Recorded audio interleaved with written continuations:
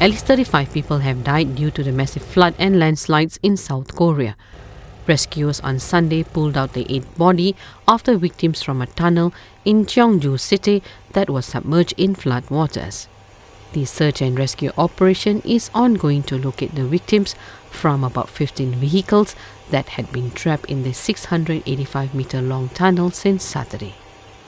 지금 정상적으로 진행을 하고 있지만 유입된 뻘로 인해 가지고 지금 상당히 좀 애로사항을 좀 겪고 있는 상황입니다. 지금 저희가 30여 명을 2인 1조로다가 조를 편성을 해서 지금 순차적으로다가 좀 교대 형태로다가 이렇게 지금 수색을 하고 있습니다. 다만 이제 그 안에 이제 뻘 상태이기 때문에 이동하는 과정이나 이런 부분에 있어서 조금 어려운 부분이 있지만은 최선을 다하고 있다는 말씀을 드리겠습니다.